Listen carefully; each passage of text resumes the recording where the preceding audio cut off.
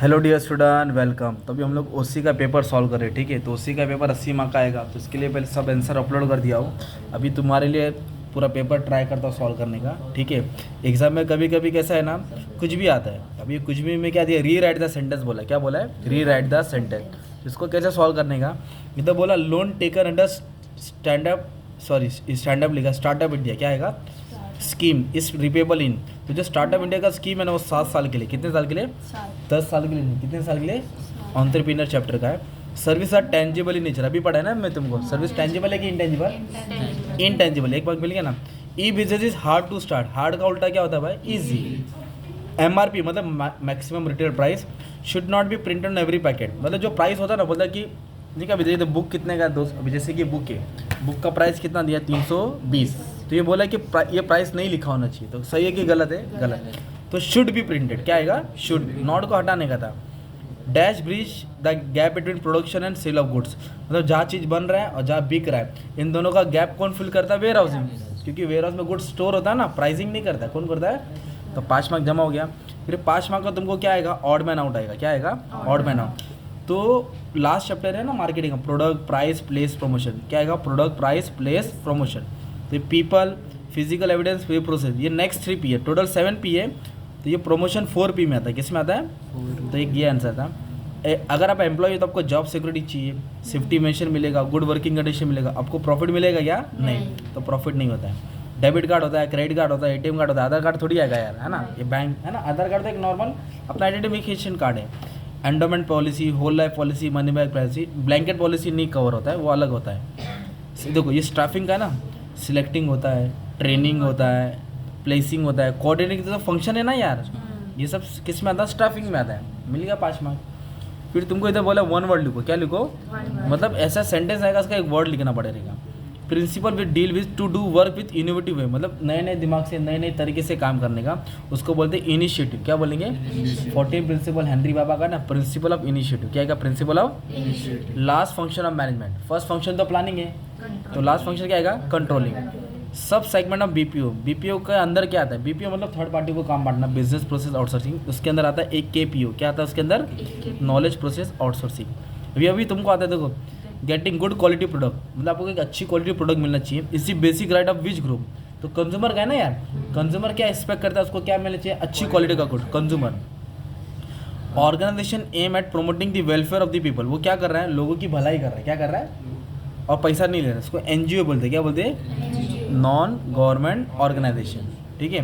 फिर उसके बाद में आपको ऐसे मैच द फॉलोइंग करके आएगा और उसका ऑप्शन दिया रहेगा एग्जाम में। इधर ऑप्शन दिया है, ऐसा इधर ऑप्शन दिया रहेगा। तभी क्या दिया है? सिडबी। क्या दिया है? तो सिडबी क्या है? छोटा मोटा बिजनेस नहीं, SIDBI small industrial development bank of India. SEBI नहीं, सिडबी। तो वो ये है, क्या है वो मालूम है क्या? ये मीडियम स्मॉल माइक्रो बिजनेस है ना, उसके लिए होता है छोटा मोटा बिजनेस। Agro tourism. क्या बोला है? एग्रीकल्चर टूरिज्म है ना, उसको एग्रो टूरिज्म बोलते हैं। क्या बोलते हैं? एग्रो।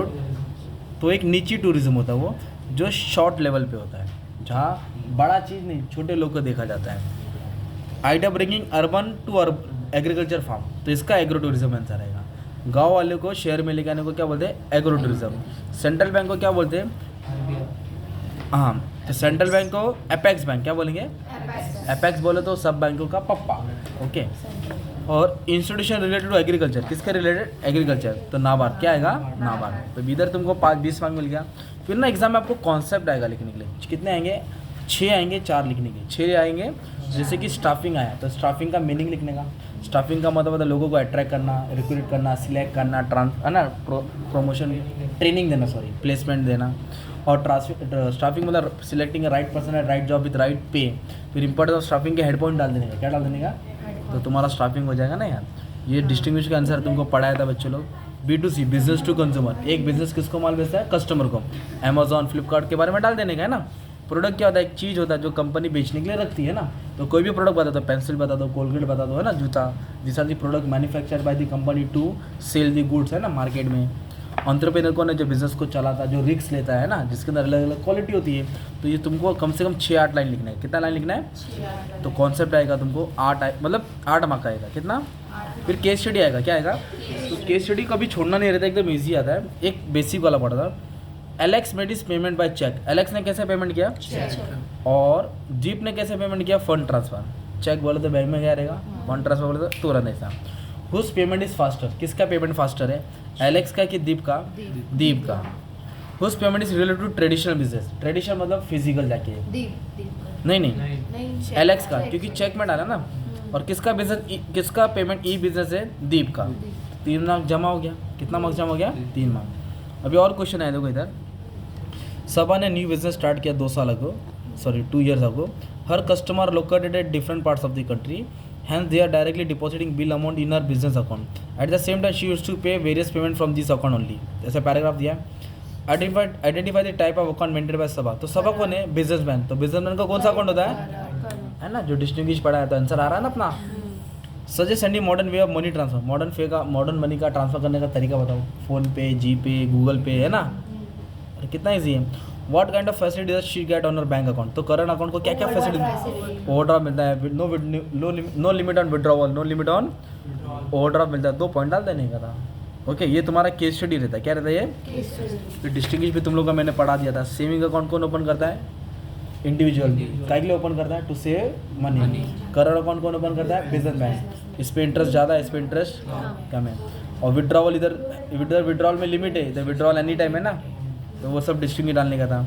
ये कंज्यूमर का डिस्ट्रिक्ट एग्जाम में हर बार आता है। ये डिस्ट्रिक्ट फॉर्म जो डिस्ट्रिक्ट कोर्ट होता है, नेशनल कमीशन जो बड़ा कोर्ट होता है, इधर डिस्ट्रिक्ट लेवल का मसला आएगा, इधर नेशनल लेवल का मसला आएगा। तो डिस्ट्रिक्ट मैंने अपलोड कर दिया, पढ़ लो।